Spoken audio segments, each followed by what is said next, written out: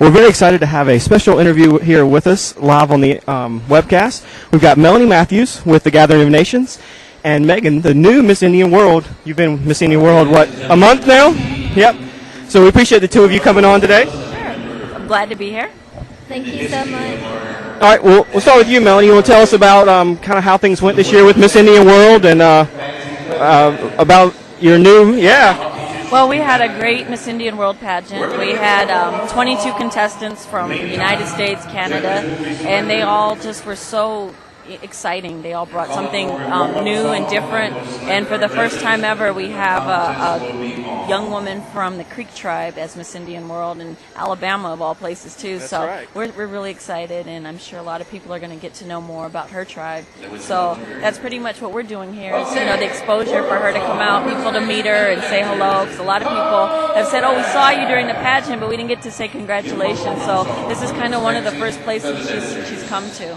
Yeah, I was excited to see somebody from my area. I'm from South Carolina, so it's good to have somebody from the South. So tell me, how's your first month been? It's been it's been normal. It's like I got back on a Monday from the Gathering of Nations powwow, and then on Tuesday I was back at work filling prescriptions. I'm a pharmacy technician. So for a while there, it was like nothing had even changed, and so this is my first big event that I've done so far. I've done some press conferences and several interviews, but this is the first big event that I've done so far. Well, for everybody that hasn't gotten a chance to meet you want to tell us a little bit about yourself? Sure. I'm from the Porch Creek Indians in Atmore, Alabama. My name is Megan Young. I'm a 21-year-old student. I'm going to be going to Troy in the fall to pursue a degree in human resource management. Oh, that's good. All right. Well, let's see. Well, are there? First, let me check this. If there's any questions out there for Miss Indian World or Melanie, please let us know, and we'll try to get those off the chat. We've got 100 or so people out there watching right now, a couple hundred people. All right. Well, Melanie will tell us where will she be doing this year? Where all can we see her? Well, she's going to be traveling, nonstop pretty much after June. Right. The end of this month is her cruise, so she'll be in the Bahamas for a short period of time. It'd be kind of fun to have a webcast, watching her out there on the ocean somewhere. I'm willing to go. And so after that, she'll be heading to Washington, D.C. for the National Powwow, so I know you guys will be there as well. We're going to try to get her to Skamitsyn and to some of the eastern events out there, on up into Canada, and then back out west to California, and kind of swinging her in and out throughout the fall, on up to, I think, Toronto, the Sky Dome powwow in November. So it's going to be pretty cool for her. She's got a lot of stuff coming up, and her own tribe keeps calling me every other day for things they want her to go to, and I'm like, well, she does work. Yeah, how's it been so far managing the schedule? You doing okay with that? So far, it's been okay, but things haven't gotten hectic yet either. So I anticipate that I'll have to do a few changes schedule-wise, and I'm planning on taking the online classes because I don't foresee, being able to miss class and still be able to struggle through class and make it. So I'm doing online classes and just trying to really plan ahead somewhat. So.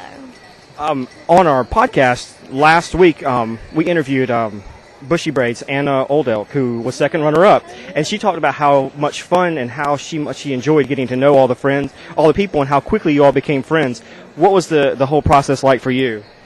You really had to learn to depend on each other because, in my case, coming all the way from Alabama, we drove, we didn't fly. So it was a long trip, and a lot of my family wasn't able to be there. And so you had to learn to depend on the other girls to help you, get ready, or, how does my face look, or, just whatever. So the girls were all, really special, really nice.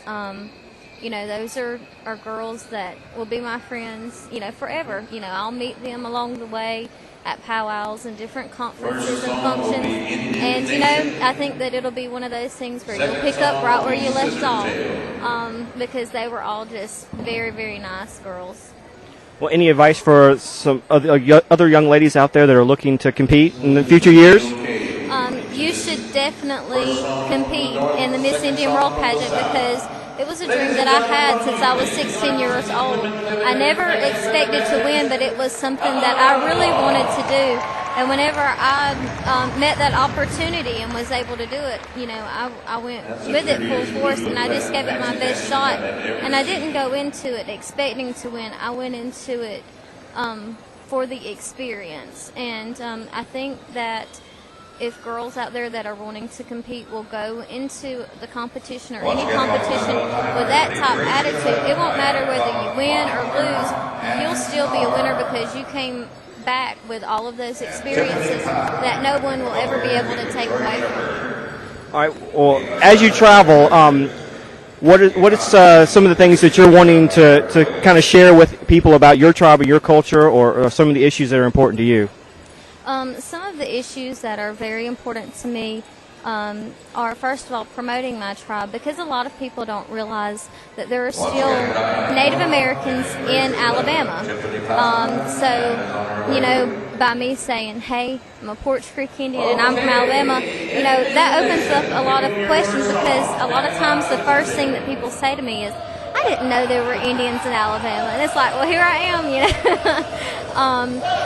But aside from that, some things that I really want to promote is education, both culturally and, college-wise.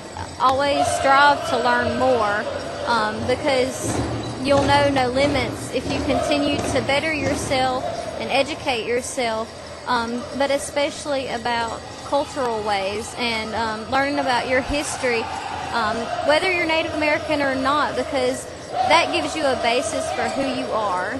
So, I definitely encourage everyone to pursue their dreams and pursue their education, whether it be pursuing a degree or just learning more about where you come from.